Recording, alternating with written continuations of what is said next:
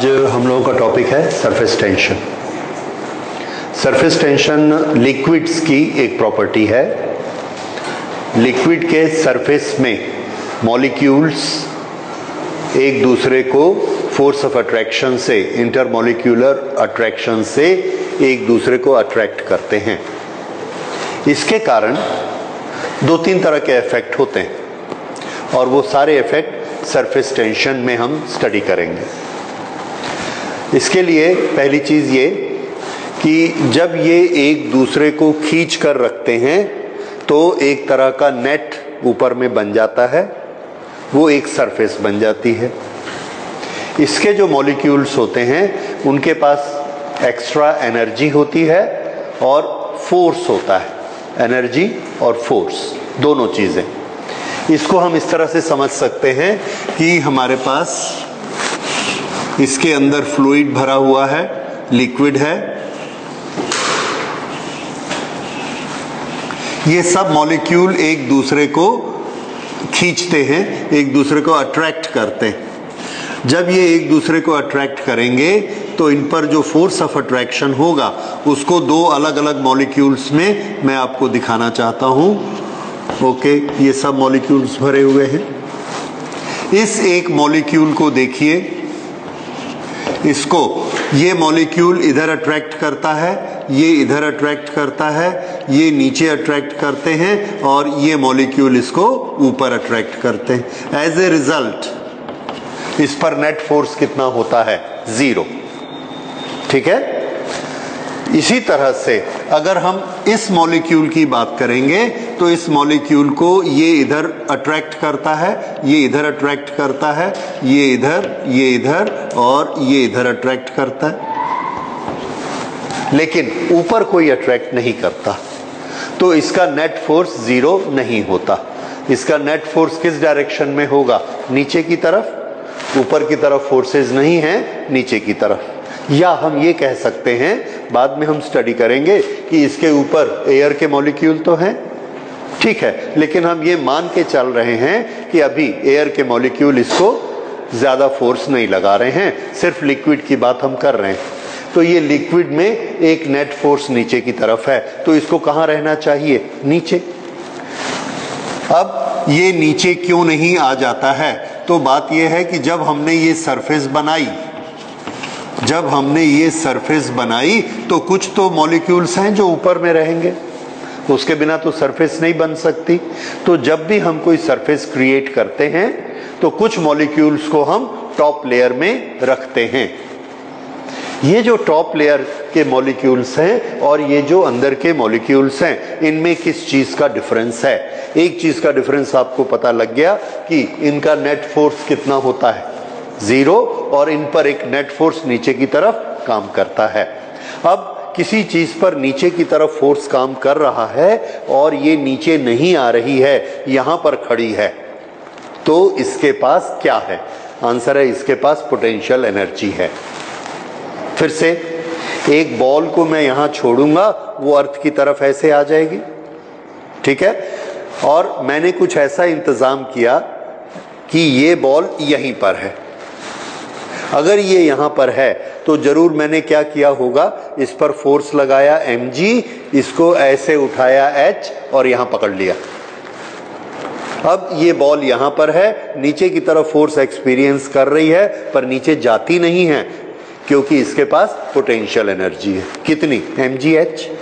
ये तो वैसे ही हम लोगों ने नियम याद कर लिया कि अट्रैक्शन फोर्स के अगेंस्ट जब भी कोई ऑब्जेक्ट खड़ा है और उधर जा नहीं रहा है तो उसके पास हमेशा पोटेंशियल एनर्जी होती है, इसलिए तो वो यहाँ पर है, नहीं तो यहाँ होता ही नहीं वो। अब इस पर नीचे की तरफ फोर्स काम कर रहा है और ये नीचे नहीं जा रहा है, यहाँ पर खड़ा है, तो इसके पास पोटेंशियल एनर्जी होती है। ये कंसेप्ट समझ में आया? तो इसको हम नोट कर लेते हैं, that every particle on the surface of liquid has a surface energy.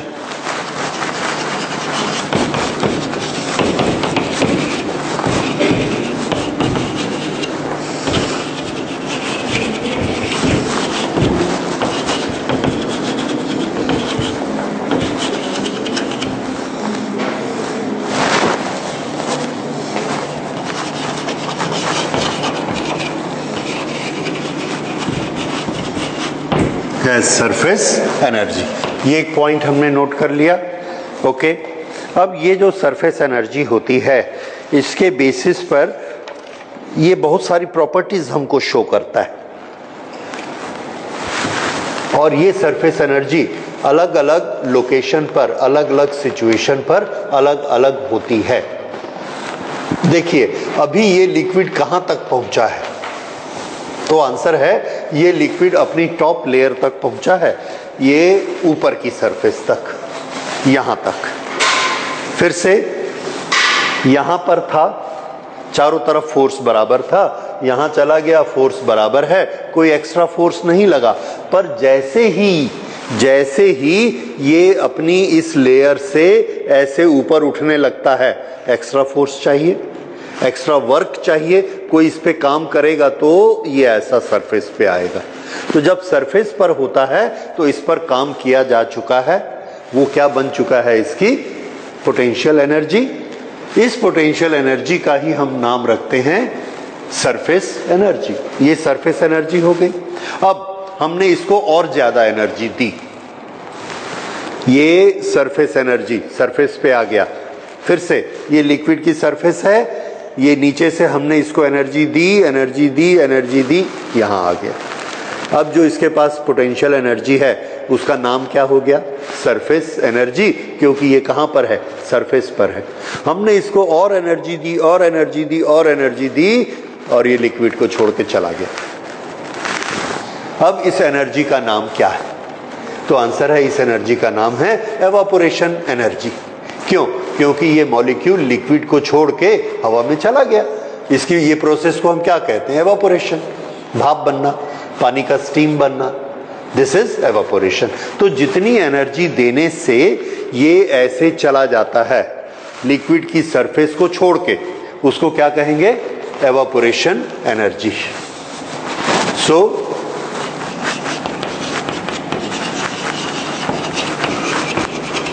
energy required by liquid molecule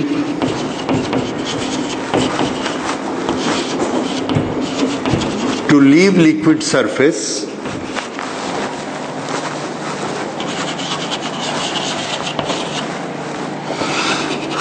and evaporate is called energy of evaporation।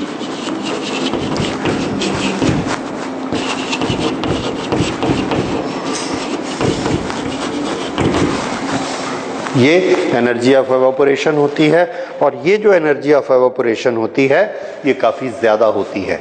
जैसे पानी के लिए इसकी वैल्यू है 40 किलो जूल पर मोल।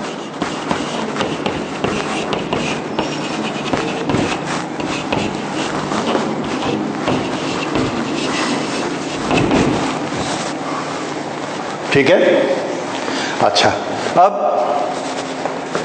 एक छोटी सी चीज हमने एक गणित बनाई, एक मैथमेटिक्स बनाया कि ये अभी ये हम देख रहे हैं आधे पोर्शन पर नीचे की तरफ फोर्स काम कर रहा है, ऊपर का आधा फोर्स गायब। सरफेस वालों के पास हम कितना काम, अगर हम इस पार्टिकल को पूरा निकाल देना चाहते हैं, एवापोरेट कर देना चाहते हैं, तो हम इन्हें इसको यहां से पकड़ा, यहां लाया, यहां लाया, यहां लाया। जब हम इसको यहां लाते हैं तो कितने फोर्सेस खत्म हो चुके, ये ऊपर के फोर्सेस सब खत्म हो गए। अब हमको इतने फोर्सेस के अगेंस्ट काम करना है, इस फोर्सेस के अगेंस्ट भी इसको उठा देना है। आधे फोर्स खत्म हो चुके हैं, आधे फोर्स उठाना है। अगर पूरे फोर्स हमने खत्म कर दिए, इतना वर्क किया कि इसको पूरा निकाल दिया, तो वो वर्क क्या कहलाता है, एवापोरेशन एनर्जी। एवापोरेशन एनर्जी में ये कहां चला जाएगा, यहां। अब नीचे की तरफ इधर इधर इधर कितने फोर्सेस हैं इसके, 0। ये क्या हो गया, एवापोरेशन। इसके पास फोर्स कितने हैं, 0। इसके पास फोर्स कितने हैं, ऑल। इसके पास फोर्स कितने हैं, 0 की ऑल की हाफ। सिर्फ नीचे वाले हैं, ऊपर वाले नहीं हैं। इसके पास नीचे और ऊपर सब तरफ फोर्स काम कर रहे हैं, तो यहां पर एनर्जी कितनी होती है? एनर्जी 0। ये क्योंकि सब तरफ फोर्स है, कोई एक तरफ फोर्स नहीं है कि इसको अपनी पोजीशन के लिए फोर्स लगाना पड़े। कहीं भी चला जाए फोर्स लग ही नहीं रहा है, तो फोर्स इनटू डिस्प्लेसमेंट होगा ही नहीं, इसको कोई एनर्जी की जरूरत नहीं है। इसमें क्या हो रहा है, नीचे फोर्स लग रहा है, उसके अगेंस्ट हमको इसको ऐसा ऊपर चढ़ाना पड़ा, वर्क हमको करना पड़ा, और ये वाला वर्क क्या कहलाएगा? Surface energy. उसके बाद हमने और वर्क किया और इसको यहां निकाल दिया, अब ये वाला क्या कहलाएगा? Evaporation energy. और इसके फोर्स कितने हो गए? फोर्स कैसे हो गए? 0 फोर्स हो गए, और इस एनर्जी को क्या कहेंगे? Evaporation energy. अगर ये वाली यहां लाने में एवापोरेशन एनर्जी कुछ लगती है, तो बताइए इसको जब मैं सरफेस तक लेकर आया तो कितनी एनर्जी खर्च करनी पड़ी होगी? थोड़ा सा सोचिए, यहां पर कितनी एनर्जी है? 0। यहां पर कितनी एनर्जी है? 40। ठीक है, तो यहां पर कितनी एनर्जी खर्च हो चुकी होगी? Very good, 20। क्यों 20? आधे फोर्स खत्म हो गए ना, इसलिए कितनी एनर्जी खर्च हो चुकी होगी? 20। और 20 कर दूंगा तो पूरा बाहर आ जाएगा। अभी कितना गया है? आधा, राइट? तो उससे ना हमको एक बड़ा इंपॉर्टेंट प्रिंसिपल मिला कि सरफेस एनर्जी एवापोरेशन एनर्जी की हाफ होती है, राइट? ये बात समझ में आ गई? सो surface energy is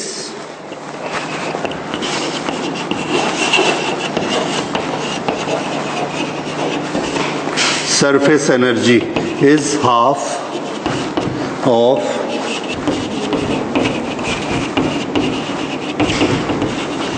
evaporation energy.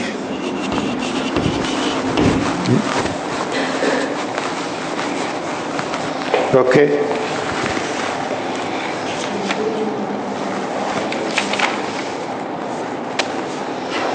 Evaporation energy का दूसरा नाम है heat of evaporation. Heat of evaporation.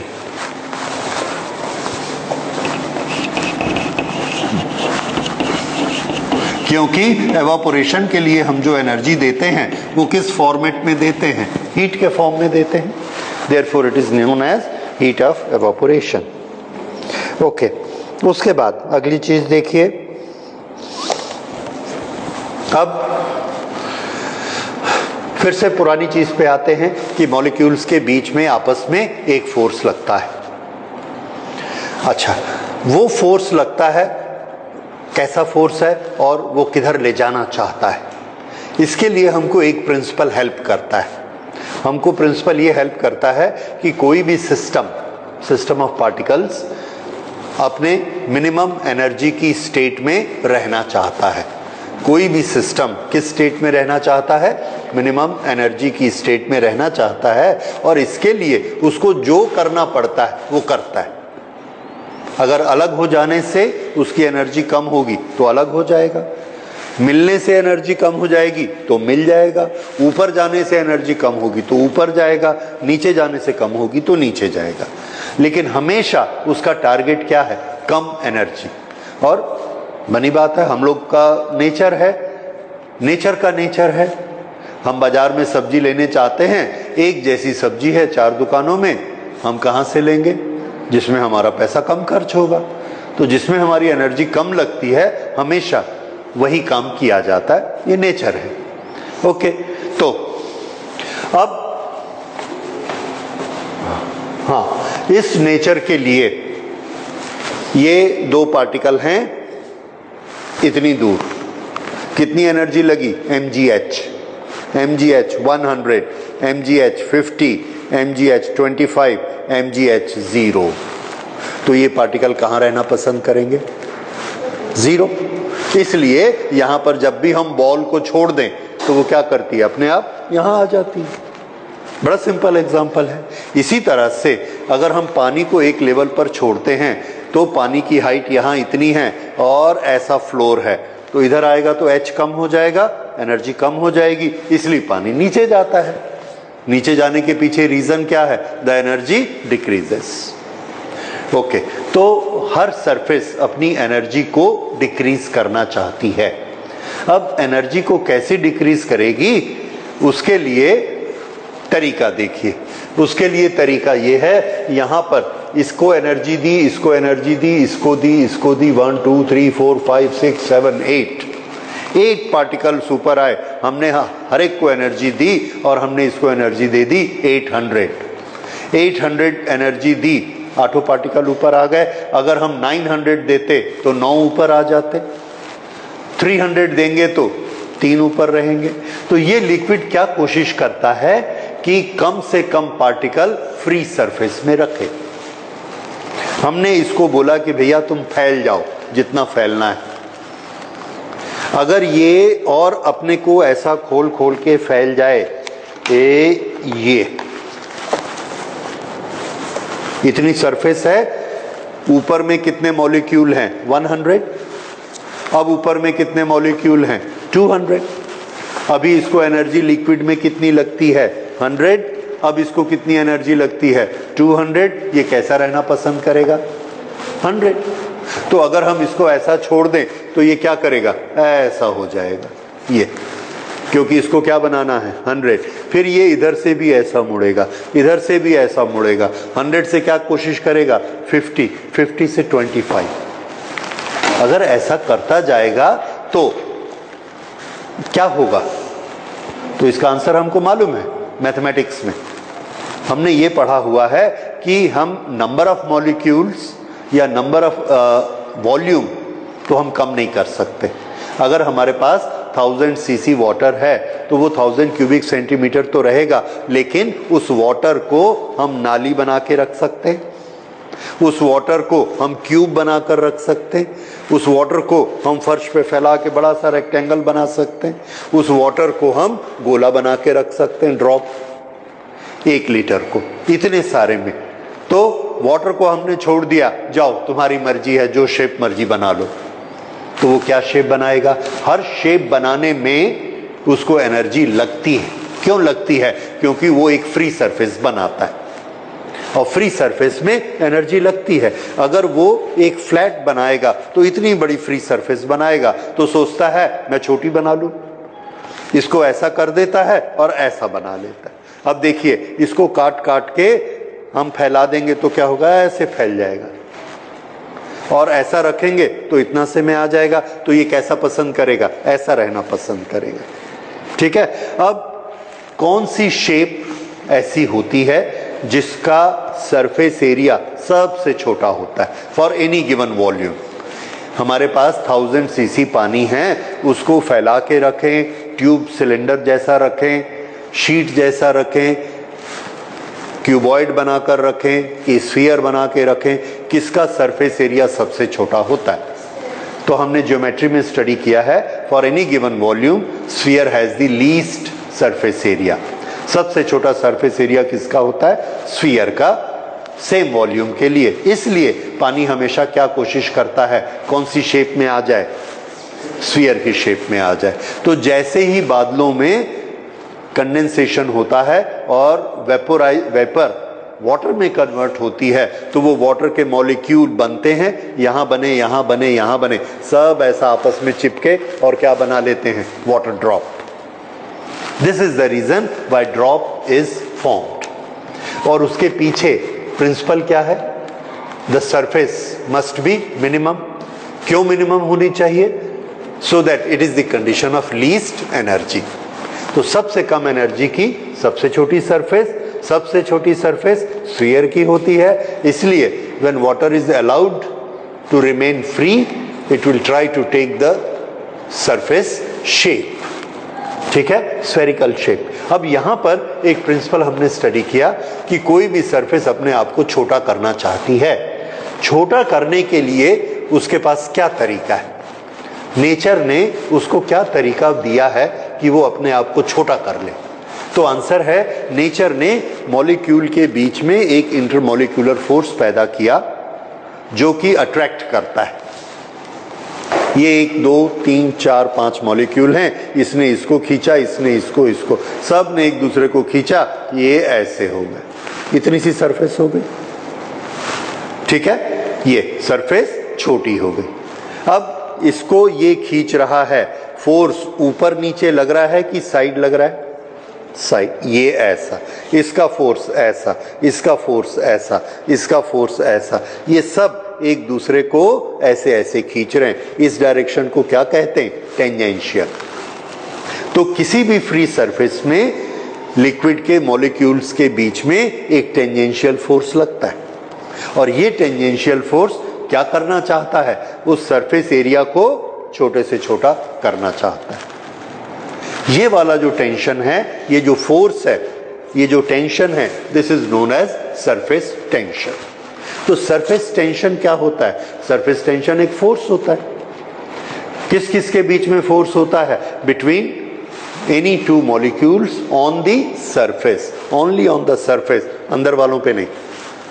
Okay, जब एक दूसरे के कांटेक्ट में आते हैं, there is a force. What is direction of this force? It is tangential to the surface. Now, how much is the quantity of the force? Surface tension. तो surface tension is a force, और हम लोग तो जानते हैं force तो Newton unit बना हुआ है उसका। लेकिन सरफेस टेंशन में जब हम कैलकुलेशन करते हैं तो उसको थोड़ा और मॉडिफाई करते हैं। किस तरह से? हम सरफेस टेंशन बताना चाहते हैं अलग अलग लिक्विड का। जैसे वाटर का सरफेस टेंशन कितना होता है, इसका ये मतलब है वाटर की एक सरफेस हमने एयर में बनाई, जैसे ये पानी पड़ा है, इसके ऊपर एयर है, तो इसकी जो सरफेस है, इसके ये मॉलिक्यूल एक दूसरे को खींच रहे हैं। कितने फोर्स से खींच रहे हैं? तो हमने कहा ये तो बड़ा अजीब सवाल है। क्यों? क्योंकि मॉलिक्यूल्स तो बहुत ज़्यादा हैं, और इस तरह से ये सब मॉलिक्यूल यहाँ पर फैले हुए हैं, और ये सब एक दूसरे को खींचते हैं। और किस डायरेक्शन में खींचते हैं? सब एक दूसरे को हर एक की डायरेक्शन में खींचते हैं, चारों तरफ खींचते हैं। तो हम फोर्स कैसे कैलकुलेट करेंगे इसमें डेफिनेशन बनाने के लिए? तो इसमें हमारा आंसर है कि इतने बड़े एरिया में टोटल फोर्स तो बहुत ज्यादा होगा। ये वाला इसको खींचता है, ये इसको भी खींचता है, ये इसको भी खींचता है, इसको भी खींचता है, ये इसको खींचता है, सब लोग सबको खींच रहे हैं। तो फिर हमारी कैलकुलेशन कैसे होगी? तो एक नियम हम बना लेते हैं, और उसी नियम से हर लिक्विड पे वही नियम अप्लाई करते हैं, और उससे हम फोर्स नापते हैं। वो हमने नियम क्या बनाया कि कोई भी एक सरफेस लीजिए और इमेजिन करिए कि इस पर हमने एक स्ट्रेट लाइन खींची। ये सरफेस है, इस सरफेस पर ये एक स्ट्रेट लाइन खींच दी, इमेजिन किया। अब इस सरफेस की ये जो स्ट्रेट लाइन है, मान लीजिए इसकी लेंथ है L।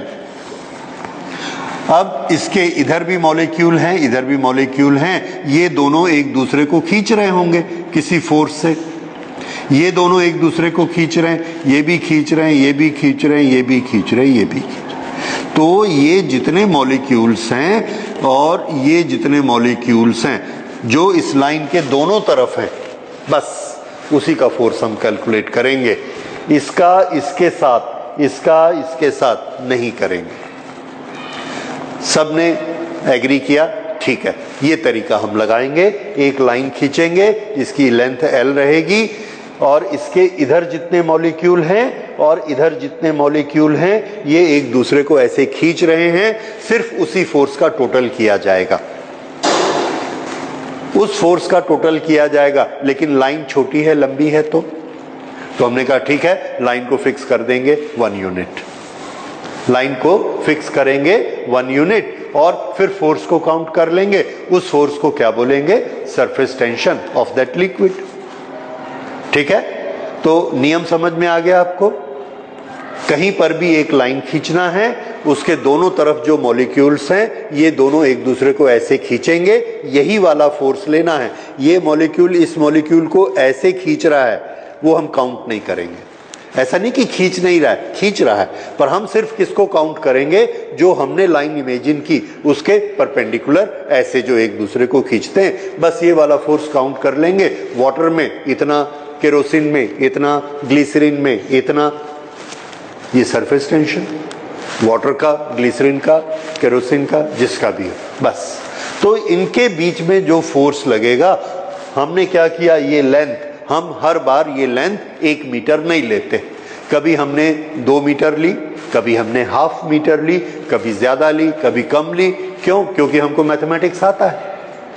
मैथमेटिक्स आने से क्या होता है कि हमने इस फोर्स को काउंट किया और ये फोर्स सबका यहां से लेके यहां तक का ये फोर्स आया पूरा F.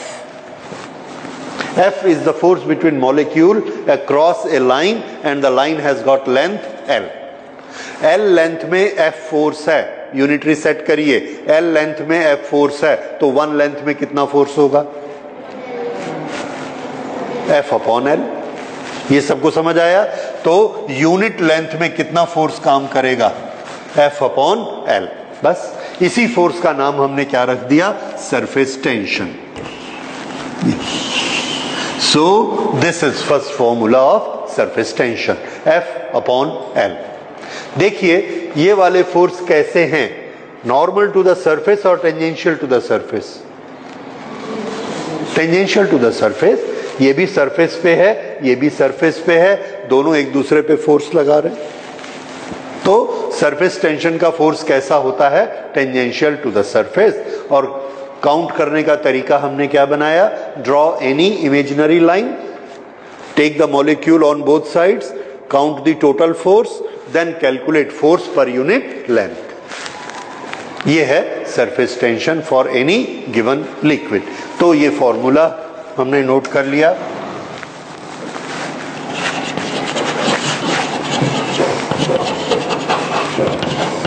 सरफेस टेंशन इज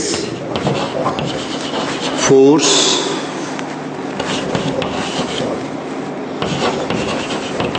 पर unit length across any imaginary line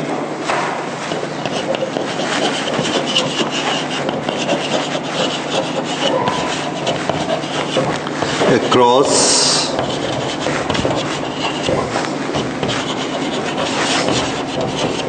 the surface of given liquid.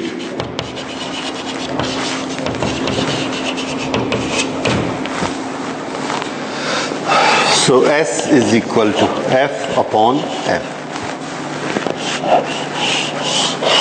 Now, what should be the unit of surface tension?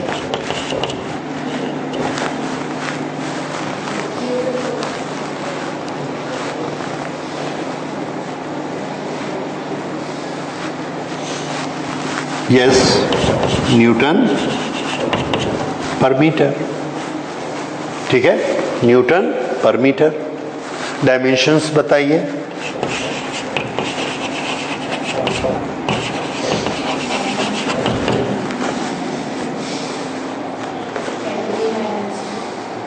MLT minus 2, उसमें से एक L कैंसल हो गया तो क्या बचा? ये MT माइनस 2। ठीक है। अच्छा, ये टेंजेंशियल है या नॉर्मल है सरफेस के? टेंजेंशियल, तो उसको भी थोड़ा सा याद रख लीजिए। Tangential to surface.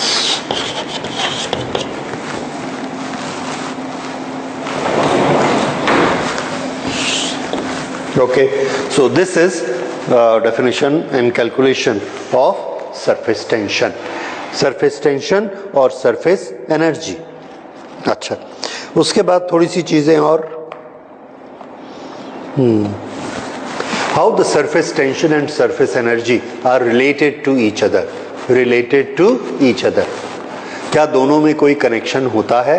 क्या दोनों में कोई कैलकुलेशन होती है? आंसर इज यस, होती है। ओके, इसको अब हम आगे स्टडी करना चाहते हैं। यहाँ का ये फॉर्मूला हमें काम में आएगा। That force upon per unit length is surface tension, और इसी से हम बना सकते हैं force is equal to surface tension into length। कभी हम इसको यूज कर लेंगे, कभी हम इसे यूज कर लेंगे। राइट, अब relation in surface energy and surface tension.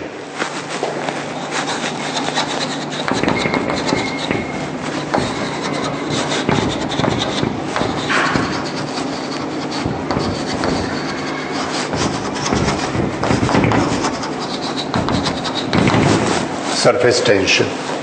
इसके लिए हम एक छोटा सा एक्सपेरिमेंट इमेजिन करते हैं कैलकुलेशन के लिए। एक खिलौना हमने लिया, ये एक वायर है, फ्रेम है, this is a frame, wire frame. इस वायर फ्रेम के ऊपर हमने यहां पर एक स्लाइडर बनाया जो कि इस पर स्लाइड कर सकता है।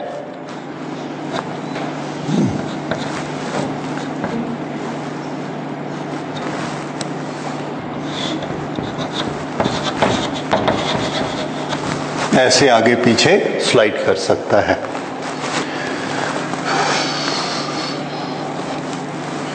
इसकी यहां से यहां तक की विड्थ है, नहीं, ये यहां से यहां तक की लेंथ है L, this is length L।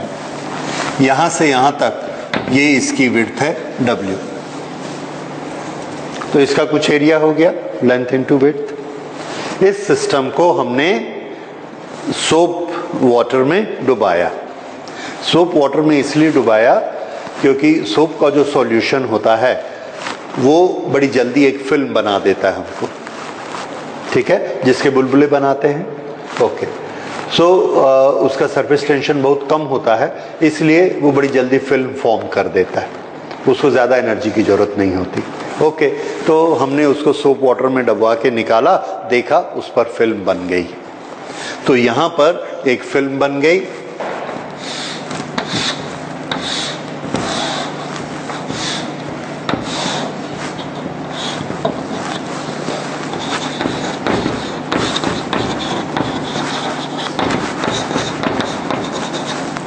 Okay, ये जो सोप वाटर फिल्म बनेगी, एक और छोटी सी चीज, इसके पास कितनी सरफेसेस हैं? ये एक फिल्म बनी इस पे, इसके पास कितनी सरफेस हैं? एक ये और एक ये, दो। क्योंकि कितना भी हम पतला करेंगे उसमें दो मॉलिक्यूल तो आ ही जाएंगे। तो ये सारे मॉलिक्यूल मिलाकर एक सरफेस और ये सब मॉलिक्यूल मिलाकर दो सरफेस। तो इसलिए ये फैक्ट है कि इसके पास दो सरफेस रहेंगी। ओके,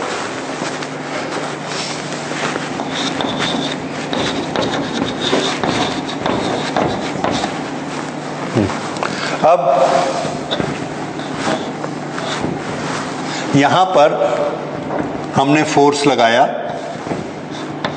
F, फोर्स लगाकर इसको थोड़ा सा स्लाइड किया और ये हमने यहां से यहां तक इसको स्लाइड कर लिया, बहुत थोड़ा सा distance, and we will call this distance as delta W।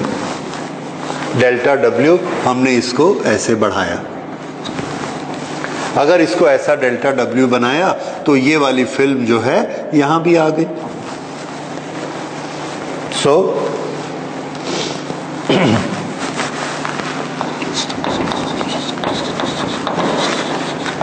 the slider is slided by applying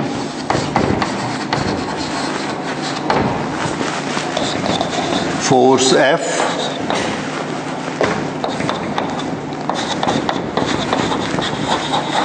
it slides by delta W.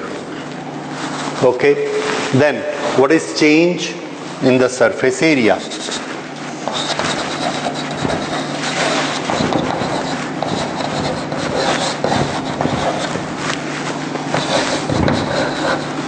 Change in surface area is equal to L into delta W into 2।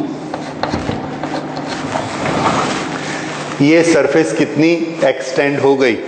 Length into delta W। ये इतनी बड़ी हो गई और इसके पीछे की surface भी उतनी बड़ी हो गई। तो टोटल सरफेस हमने कितनी एक्स्ट्रा क्रिएट की? 2L into delta W। This is change in surface area. ये हमने नई सरफेस बनाई। ठीक, the force applied for this,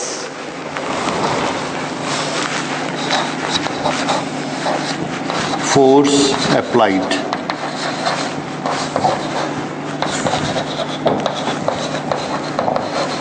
for this slide is equal to F। और ये F किसके बराबर है? F is equal to surface tension into L into 2। ये देखिए, ये जो लिक्विड है, इस लिक्विड पर ये एक लाइन हमने खींची, इसकी लेंथ कितनी?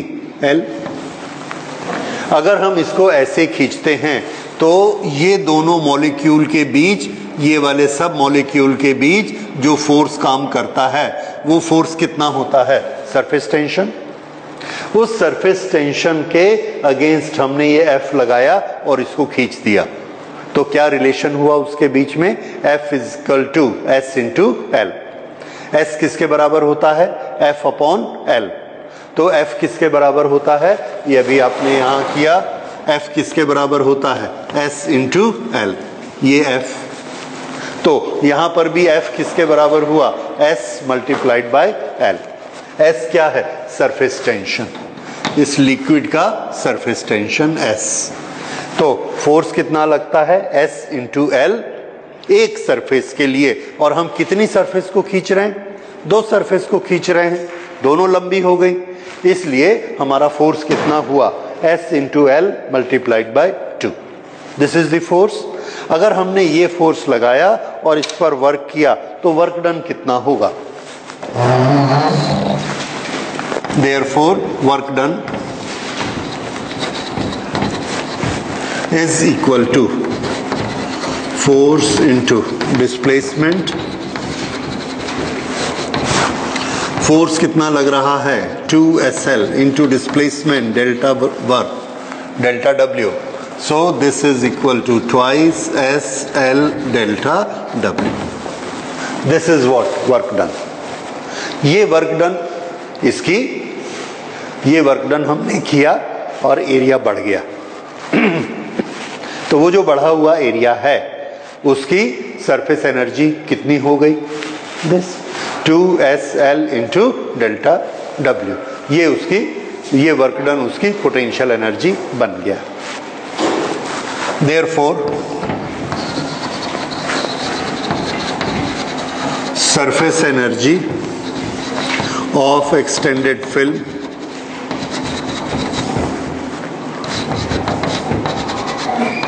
is equal to 2SL delta W। Therefore surface energy per unit area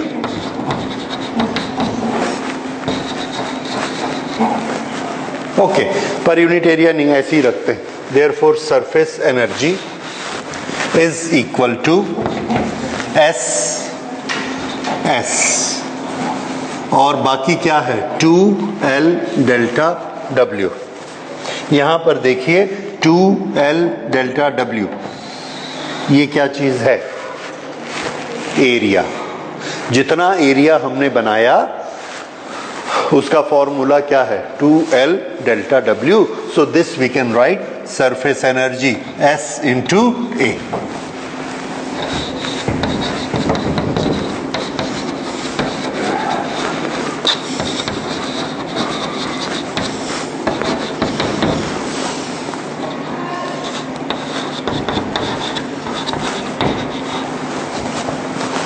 ठीक है, तो ये क्या बना? सरफेस एनर्जी का formula S into A। A is what? Area. जितना एरिया बनाया गया उसके साथ किसको मल्टीप्लाई करना है? सरफेस टेंशन को। उससे हमको क्या मिल जाएगा?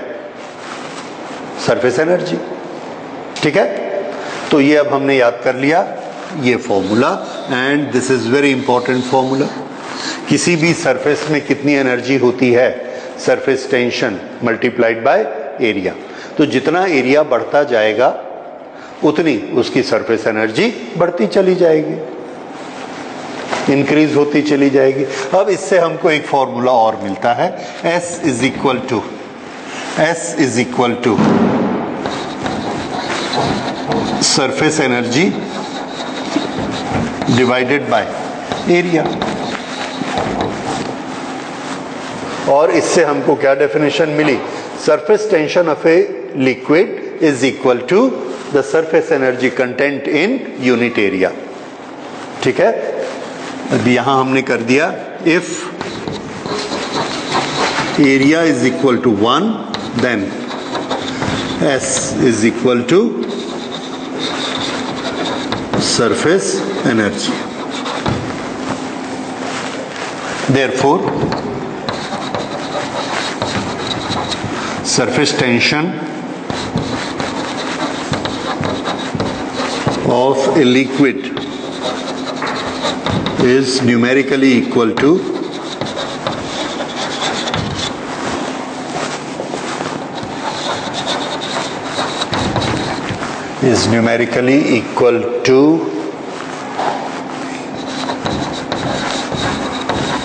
surface energy per unit area.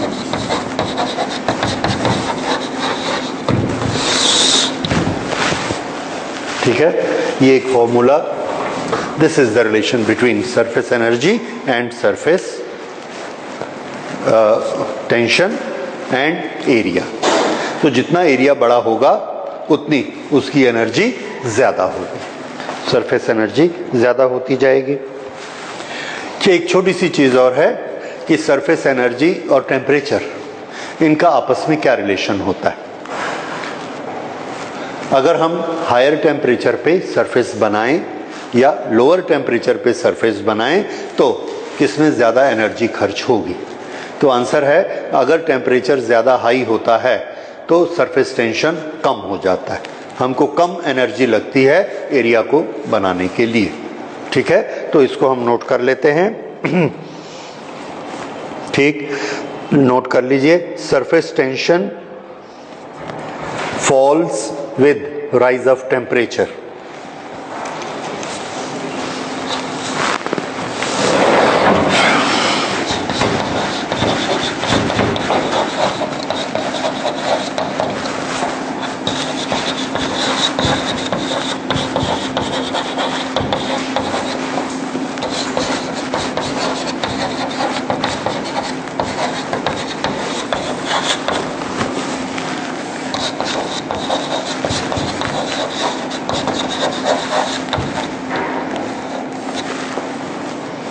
वैसे ही एक और चीज है, अगर हम किसी लिक्विड को इम्प्योर कर दें, उसमें कुछ मिक्स कर दें, तो भी उसका सरफेस टेंशन कम हो जाता है. तो ये एक छोटे छोटे क्वेश्चन कभी आते हैं, what is the effect of temperature, what is the impact of impurity, right. तो दोनों में सरफेस टेंशन हमेशा कम हो जाएगा. Okay, so this is how these are related. ये आप याद रखेंगे, ये तीनों पॉइंट इसके याद रखेंगे. अब इसके बाद हम अगला टॉपिक लेते हैं. सरफेस टेंशन वाकई इसके कारण होता है, लेंथ के कारण. क्या हम इसको नाप सकते हैं? तो उसके लिए ना एक छोटा सा एक्सपेरिमेंट दिया गया है, आपकी बुक में भी दिया है, आप भी उसको कर सकते हैं. But it's not very something special to be mention. ये देखिए, हमने एक ग्लास की प्लेट ली, इसकी ये लेंथ नाप ली, इसको ऐसे एक लगा दिया पुली के साथ में और ऐसे लटका दिया, पुली ने इसको बैलेंस कर दिया. ये इधर 100 ग्राम लगाया, 100 ग्राम में ये बैलेंस हो गया.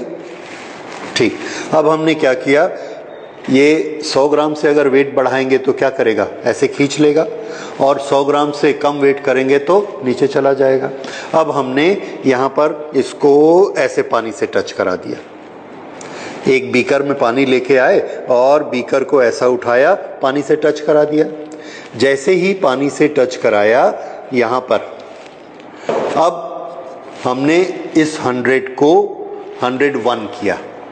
101 नहीं उठा, पहले ही उठ जाता था. अभी 101 किया, नहीं उठा. 102 किया, नहीं उठा. 103 किया, नहीं उठा. 104 किया तो इसने इसको छोड़ा.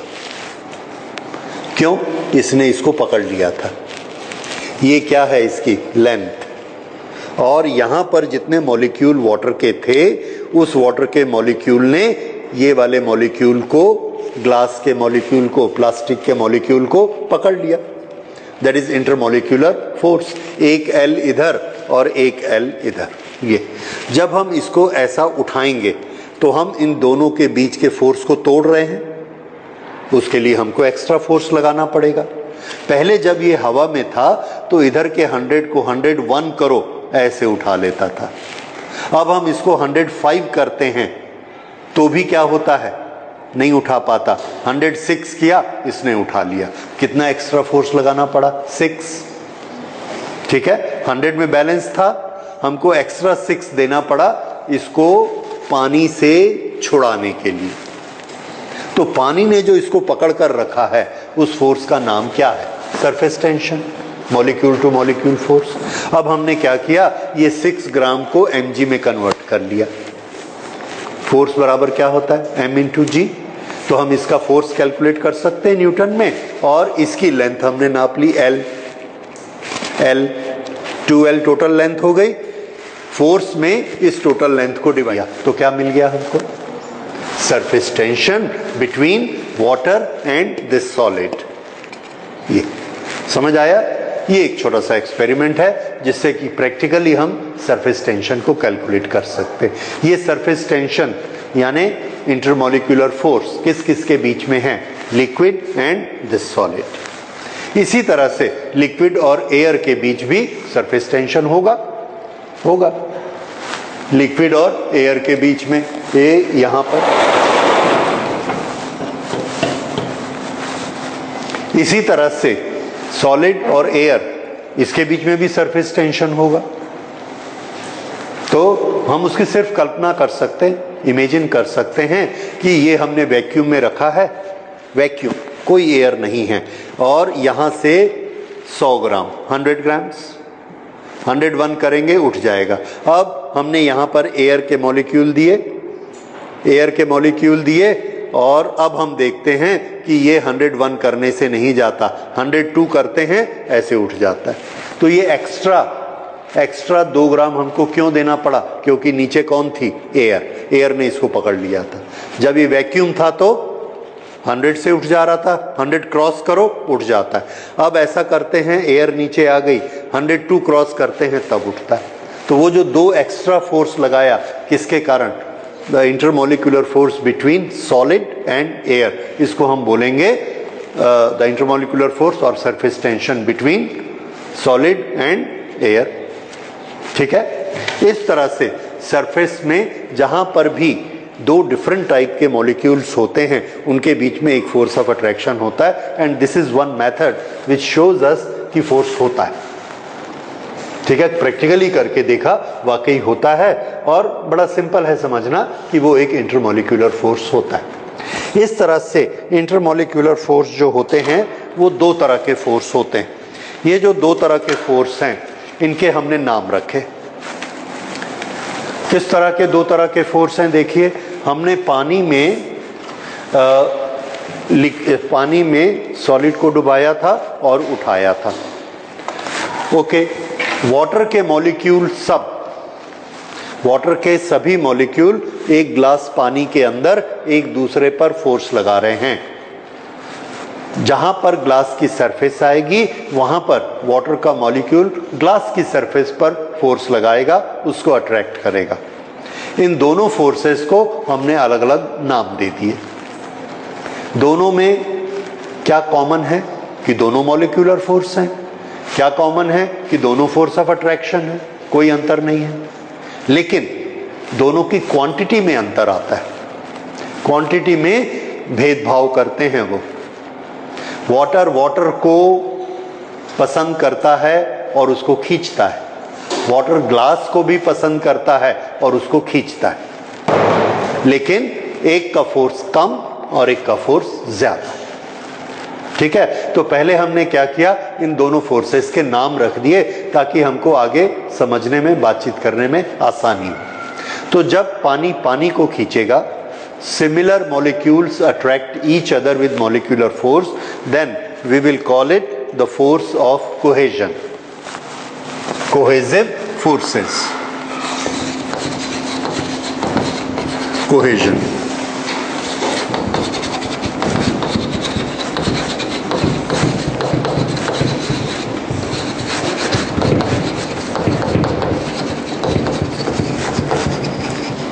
Similar molecules attract each other. This is cohesion. Okay. अगर मॉलिक्यूलर डिसिमिलर हैं, dissimilar means water to glass, तो भी फोर्स होगा, फोर्स ऑफ अट्रैक्शन ही होगा, और उस फोर्स को हम कहेंगे अधेशन।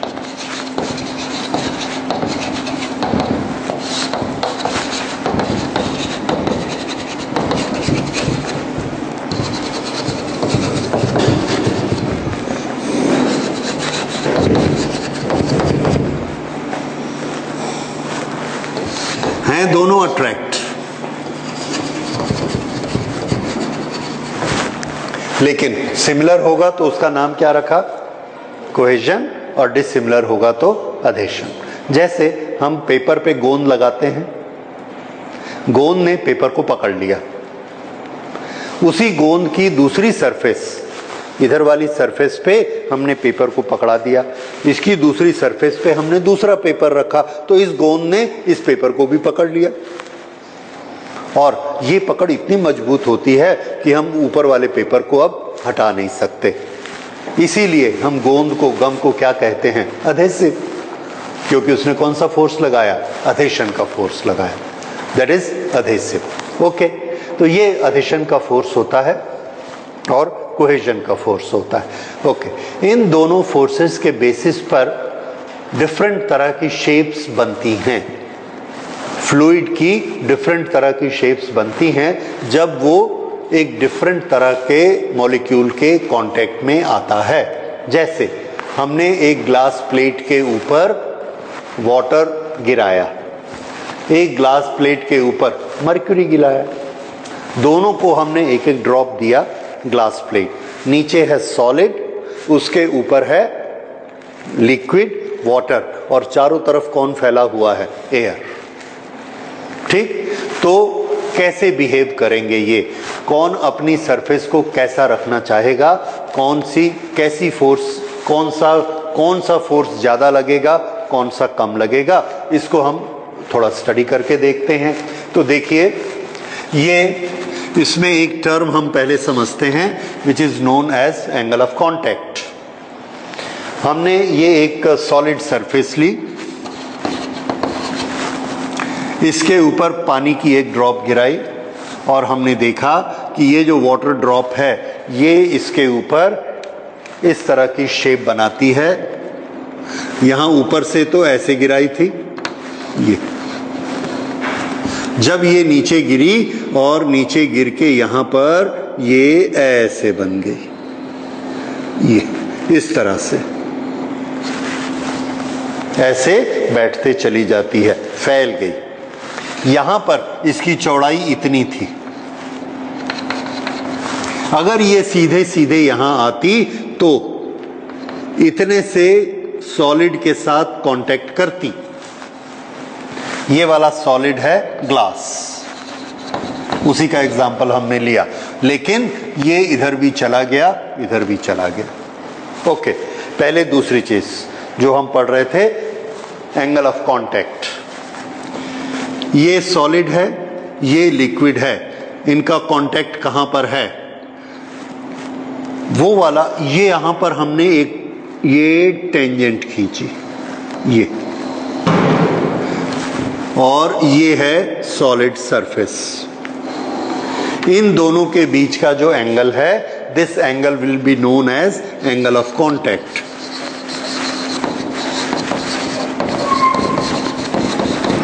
अब आपको लगेगा कि यहां तो दो एंगल हैं, दो एंगल हैं, एक एंगल ये है और एक एंगल ये है, तो कौन सा एंगल एंगल ऑफ कांटेक्ट कहलाएगा? क्यों? हमने नियम क्या बनाया कि एंगल ऑफ कांटेक्ट हम किस किस के बीच निकाल रहे हैं? Liquid and solid. तो हम वो वाला एंगल लेंगे जिसके बीच में लिक्विड आता हो।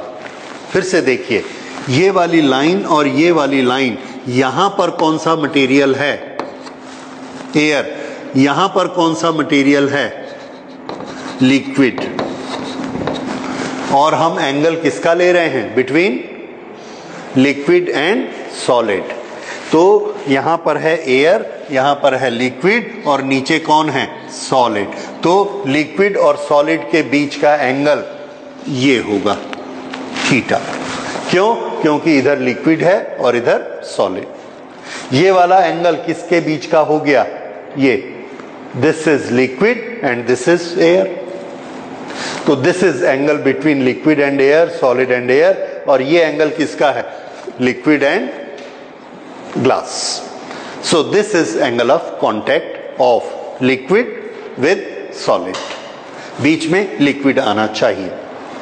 इसका दूसरा एग्जाम्पल देखिए, दिस इज ग्लास और इसके ऊपर हमने मरक्यूरी गिराया, और ये जो मरक्यूरी पहले ड्रॉप की शेप में ऊपर से गिरता है, जब ये नीचे पहुंचता है तो ये ड्रॉप मरक्यूरी की नीचे आई और नीचे आकर ये यहां पर ऐसे सेटल हो गई, इस तरह से। ये इतना बड़ा एरिया,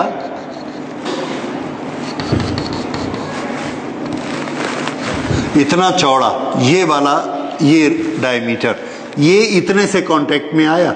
बस यहां पर इतना बड़ा इसका डायमीटर था, ये डायमीटर, तो जहां पर इसने कांटेक्ट बनाया वो इतना बड़ा कांटेक्ट बनाया। वाटर इतना बड़ा कांटेक्ट बनाता है, मरक्यूरी इतना छोटा कांटेक्ट बनाता है। चले दोनों एक जैसे थे, नीचे सॉलिड दोनों का एक जैसा है। इससे हमने क्या रिजल्ट निकाला? इससे अब आप मुझे रिजल्ट बताएंगे। लिक्विड को हमने सॉलिड ऑफर किया दोस्त बनाने के लिए। वाटर को यहां पर, ये वाटर की इस वाटर के साथ दोस्ती है, ये दोनों हवा में फ्रीली गिर रहे हैं, दोनों का आपस में फोर्स ऑफ अट्रैक्शन है। ये यहां नीचे गिरता है तो ये वाला जो वाटर मॉलिक्यूल है इसके पास चॉइस है कि इस वाटर मॉलिक्यूल के पास चले जाओ, ऐसा ऊपर उठ के ऐसी शेप बनाए रखो।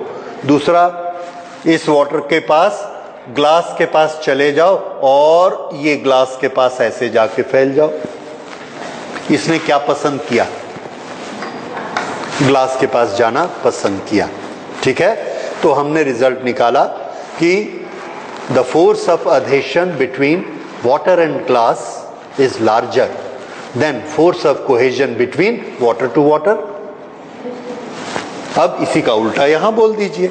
मरक्यूरी को भी हमने ऑफर किया कि तुमको फैलना है तो फैल जाओ, लेकिन ये तो यहां भी आना पसंद नहीं करता। ये क्या करता है? ये मॉलिक्यूल ये दोनों इकट्ठा रहते हैं, ये मॉलिक्यूल ये दोनों इकट्ठा रहते हैं, ये मॉलिक्यूल इधर खींचता है। ये सब आपस में इतना कड़ा अपने को बना लेते हैं कि ऐसे फैलते ही नहीं।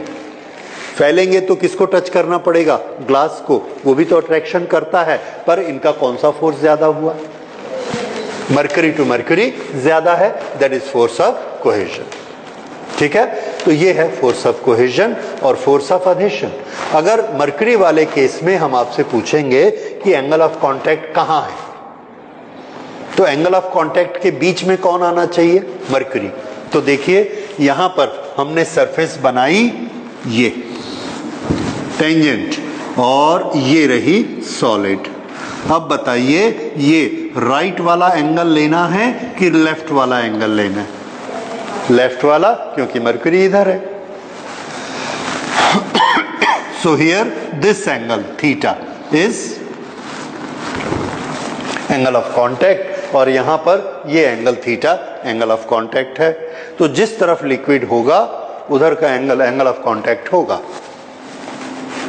Here is the liquid.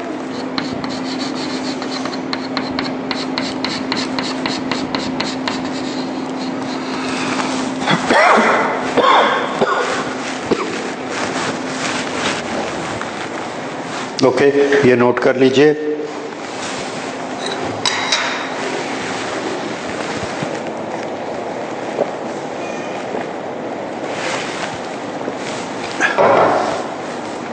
अब इसका क्या रूल है कि ये ऐसा बिहेव करेगा कि ऐसा बिहेव करेगा? तो आंसर है, ये हर एक का अपना अपना कैरेक्टरिस्टिक है। वाटर के एक मॉलिक्यूल का वाटर के दूसरे मॉलिक्यूल के साथ क्या फोर्स है, वाटर के एक मॉलिक्यूल का ग्लास के साथ क्या फोर्स है, ये उनके अपने अपने इक्वेशन है। अगर एक कम पड़ गया, एक ज्यादा पड़ गया, ऐसा हो जाएगा। ठीक है, हो सकता है। ओके, यहां पर कोहेजन के फोर्सेस ज्यादा हैं, वहां कोहेजन के फोर्सेस कम हैं, इसलिए वो कम फोर्स है, फैल जाता है, इसका आपस का फोर्स ज्यादा है, ये गोल बनकर रहता है। ठीक है, इसको हम एनर्जी के बेसिस पर भी समझ सकते हैं। थोड़ा सा कॉम्प्लिकेटेड है, फिर भी मैं कोशिश करता हूं आपको बताने की। अगर समझ आ जाए तो बड़ी अच्छी बात है।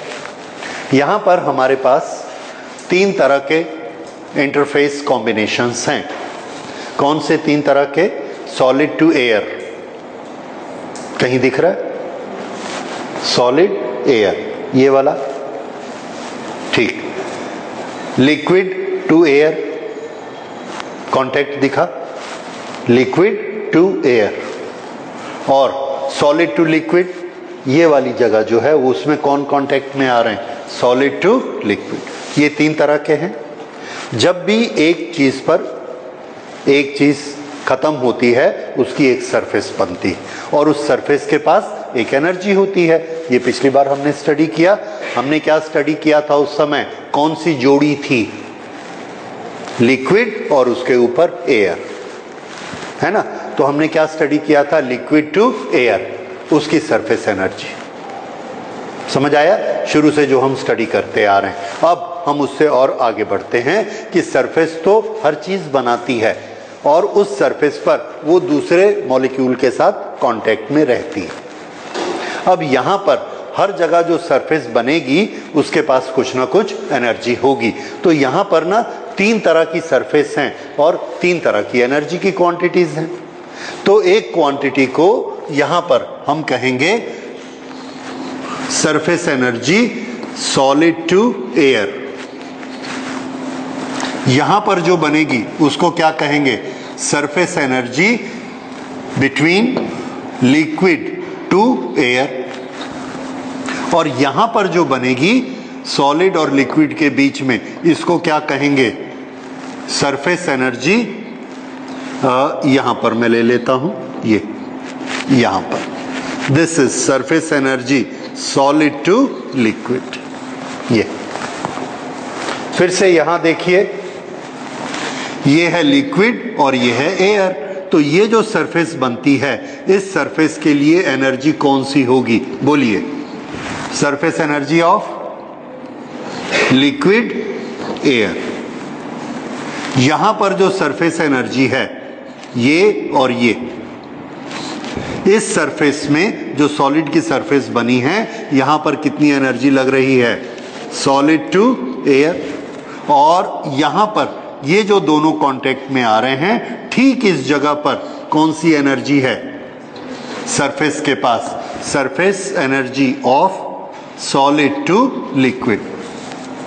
जब हम सरफेस एनर्जी बोलते हैं तो हमारा मतलब है surface energy per unit area. ठीक है, ये अंडरस्टूड है। ओके, अब इसके इक्वेशन समझिए। इसके इक्वेशन इस तरह से हैं कि surface energy solid to liquid, surface energy solid to liquid, surface energy liquid to air and surface energy solid to air, इन दोनों को हमने सम कर दिया। लिक्विड टू एयर और सॉलिड टू एयर, इन दोनों को सम कर दिया तो surface energy of solid to liquid, ये एक तरफ, ये एक तरफ। इनको कंपेयर करना है। इनको अगर हम कंपेयर करते हैं, ये अगर होती है लेस, अगर ये लेस होती है तो ये वाला केस आपको मिलेगा। ठीक है, तो लेस होने से क्या होगा? adhesion is larger, adhesion more than cohesion.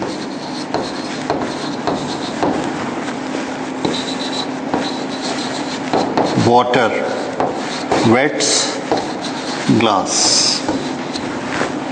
अगर surface energy of solid to liquid.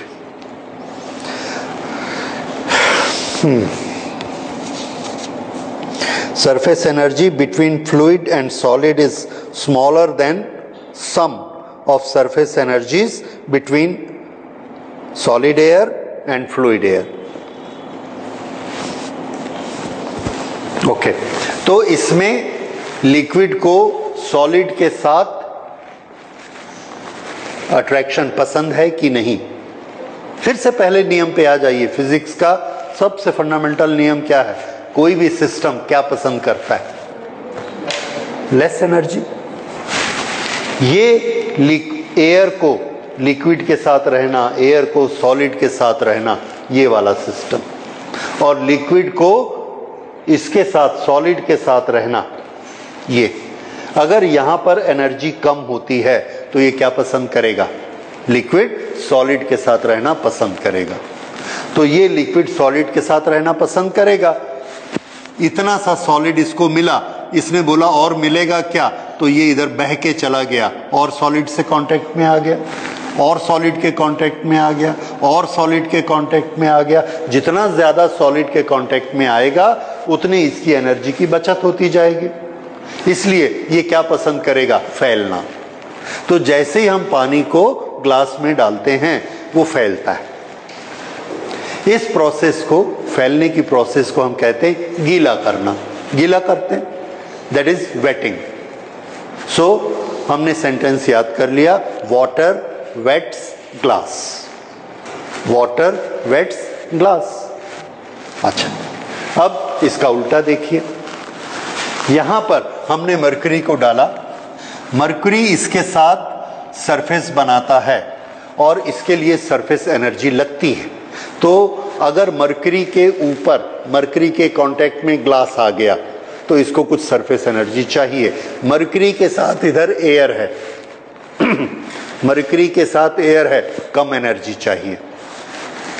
Solid liquid के साथ ज्यादा एनर्जी ले रहा है, लिक्विड एयर के साथ कम एनर्जी लेता है। तो लिक्विड किसके साथ रहना पसंद करेगा? एयर के साथ। यही चीज किस में होती है? मरकरी में। तो मरकरी किसके साथ रहना पसंद करेगा? सरफेस किसके साथ बनाना पसंद करेगा? एयर के साथ सरफेस बनाना पसंद करेगा। इसलिए वो क्या चाहेगा कि सॉलिड के साथ कम से कम सरफेस बने। मजबूरी है ग्रेविटेशन फोर्स की कि उसको सॉलिड पे जाके बैठना पड़ता है, पर फिर भी क्या करता है? तो देखिए, ऐसा पूरा नहीं बैठा, सरफेस को कम से कम करना चाहता है, इसीलिए ऐसी शेप बनाता है। क्यों? क्योंकि सरफेस टू लिक्विड जो सरफेस एनर्जी होती है उसकी वैल्यू ज्यादा है, और लिक्विड टू एयर इसकी वैल्यू कम है, इसलिए ये ऐसा बनाता है। तो इसमें क्या हो गया? Cohesion is larger than अधेशन।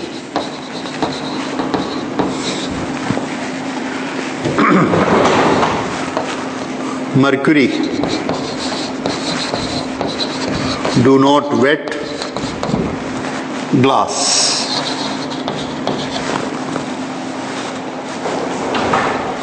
ये ऐसा और ये वाला ऐसा, ये चीजें याद कर लीजिए। अब ना हम लोग क्लियर कट दो सेट बनाते चले जा रहे हैं। कौन से सेट? एक जिसमें अधेशन कम होता है, कोहेजन ज्यादा, और एक जिसमें कोहेजन कम होता है, अधेशन ज्यादा।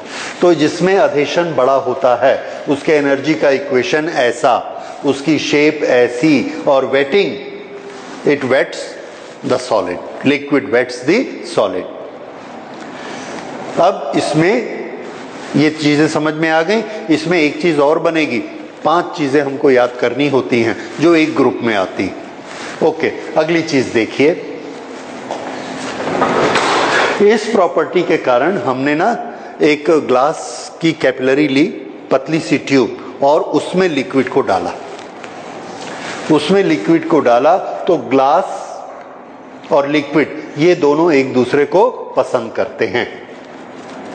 ओके, हमारा एंगल ऑफ कांटेक्ट तो बीच में ही थोड़ा छूट गया था।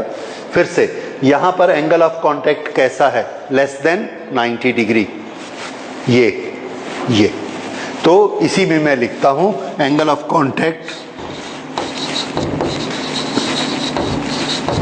Angle of contact less than 90 degree.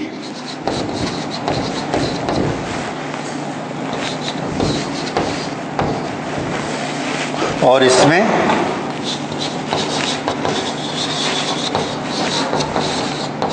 Angle of contact more than 90 degree. This is obtuse angle and this is acute angle.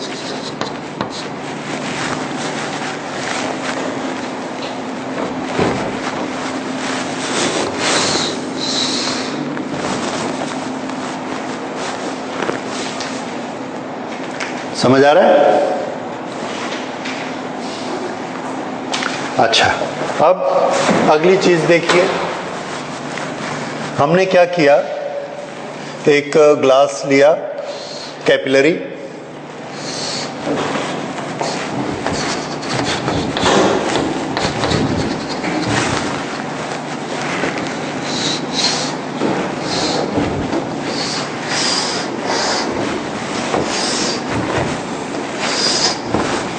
एक में हमने डाला वाटर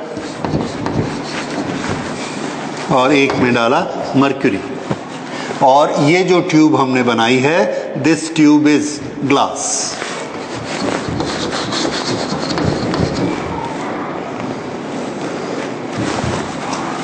ये दोनों में डाल दिया, दोनों में लिक्विड भर दिया।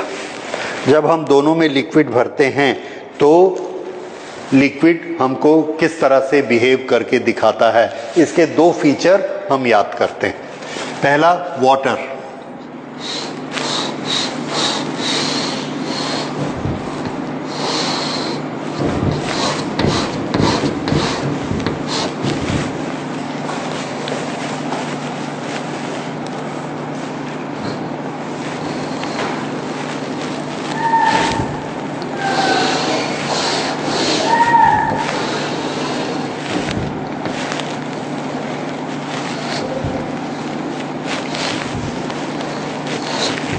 हाँ, डायग्राम देखिए, वाटर ग्लास के साथ रहना ज्यादा पसंद करता है। Force of adhesion with the glass is more, इसलिए ये थोड़ा सा गलत हो गया। Let me make it again. ये इस तरह से बनेगा, ये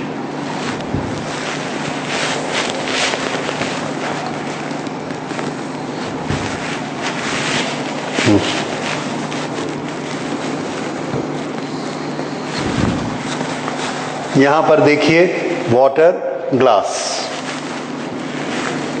ये किनारे में वाटर इसके और ऊपर चढ़ते जाता है, क्योंकि इधर नीचे वाटर का मॉलिक्यूल है और इधर ग्लास का मॉलिक्यूल है, और इसका कौन सा फोर्स ज्यादा होता है?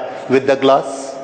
इसलिए ये ग्लास को पकड़ पकड़ के ऐसा ऊपर चढ़ने की कोशिश करता है। यही चीज कैपिलरी के अंदर होती है, ये इसको पकड़ के ऊपर चढ़ने की कोशिश करता है, और पूरी कैपिलरी में ये पानी ऐसा ऊपर चढ़ जाता है। कैपिलैरिटी अभी हम लोग अलग से पढ़ेंगे, ठीक है? तो ये पानी ऐसा ऊपर चढ़ गया, और यहां पर भी ये शेप ऐसी बन गई। ये जो चीज है,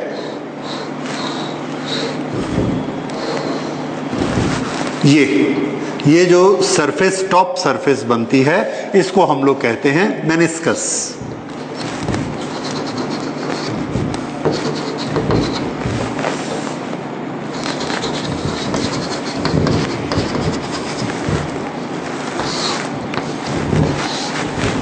ओके, उसमें हमने मरकरी डाला, जिसमें मरकरी डाला उसमें हमने देखा ये शेप ऐसी बनी।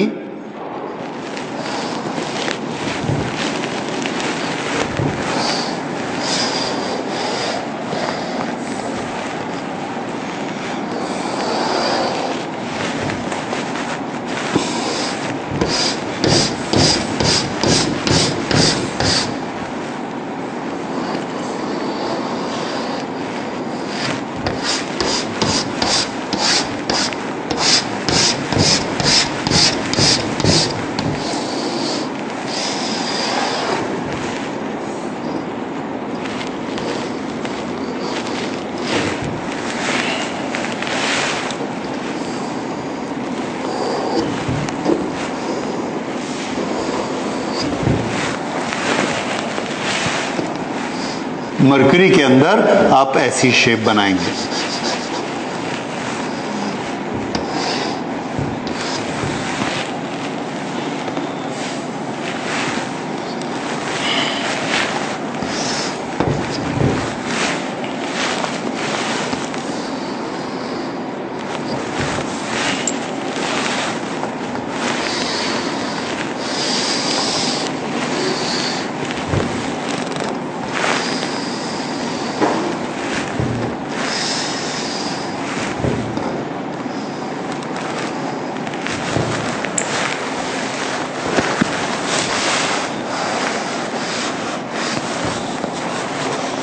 ओके, हमने इन दोनों में क्या देखा और हमको क्या मालूम है? ग्लास और वाटर एक दूसरे को पसंद करते हैं, इसलिए वाटर ग्लास को पकड़ पकड़ के ऊपर चढ़ जाता है, ठीक है, और किनारे किनारे में भी पकड़कर ऊपर चढ़ जाता है। यहाँ पर भी हम देख रहे हैं, यहाँ पर भी देख रहे हैं, यहाँ पर भी देख रहे हैं, ये हमको फाइनल शेप मिलती है। तो इसका जो मेनिस्कस होता है, ये मेनिस्कस कैसा होता है? कॉनकेव। ये वाला मेनिस्कस कैसा होता है? कॉन्वेक्स। इसको ग्लास पसंद नहीं है, ये कहाँ रहना पसंद करता है? मरकरी के साथ, और ग्लास को छोड़ देता है, इसलिए ऐसी शेप आ जाती है। वही चीज वो यहाँ भी दिखाता है, मरकरी के साथ रहता है, ग्लास को छोड़ देता है। तो ये वाला मेनिस्कस कैसा होता है? कॉन्वेक्स, ठीक है। अब इसमें ये ऊपर चला गया, इसको हम कहते हैं राइज।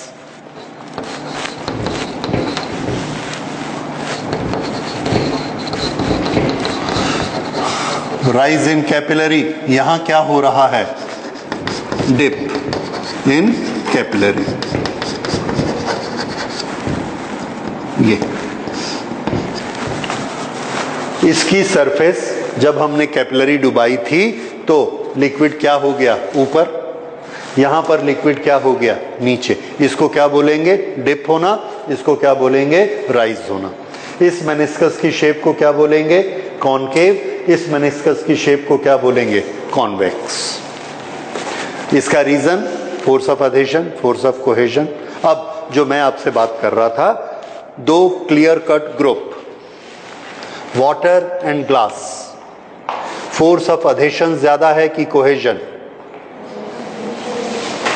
फोर्स ऑफ अधेशन ज्यादा है, नंबर 8। दूसरा ग्रुप में मर्क्यूरी एंड ग्लास, कौन सा फोर्स ज्यादा है? कोहेजन। पहले ग्रुप पे आइए, फोर्स ऑफ अधेशन ज्यादा है। वेट करेगा कि नहीं करेगा? वेट करेगा, यानी फैलेगा।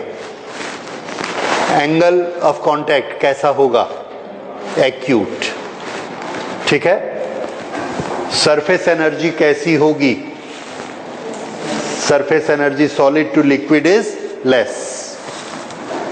चौथी चीज, ओके, फिर से हम पहली चीज क्या बोल रहे थे? कोई भी पहली चीज ले लेते हैं, अधेशन इज मोर देन कोहेजन। दूसरी चीज, ये क्या करेगा? वेट, वेट, ये। तीसरी चीज एनर्जी। चौथी चीज एंगल ऑफ कांटेक्ट। पांचवी चीज मेनिस्कस कैसा होगा? कॉनकेव। छठवीं चीज कैपिलरी में क्या करेगा? राइज, ठीक है। ये 6 फीचर में से आपको हमने सिर्फ एक फीचर बताया है, सिर्फ एक, कोई भी, that angle of contact between A solid and a liquid is an acute angle. Right rest of the 5 features. ये पांचों आपको लिख देना, ये एक ग्रुप होता है, ठीक है। फिर से हमने आपको बताया कि the force of adhesion between solid and liquid, force of adhesion is less and force of cohesion is large. Write rest of the 5 characteristic. पांचों लिख सकते हैं। कौन से ग्रुप की? मरकरी के ग्रुप की। समझ आ गया? तो अब आप ये याद रखेंगे कि आपको एक कैरेक्टरिस्टिक मालूम पड़ी, 6 की 6 मालूम पड़ गई कि ये कैसे बिहेव करते हैं। ये आपको बहुत काम में आता है सरफेस टेंशन को अंडरस्टैंड करने में। ठीक है, तो ये सब हमने फीचर बनाए और इसको अब आप याद कर लेंगे। This is related to this and this is related to this. ठीक है, तो आज हम लोग यहीं क्लोज करते हैं। Tomorrow we will study capillarity and detergent working, and we will do some numerical in the next class. Thank you.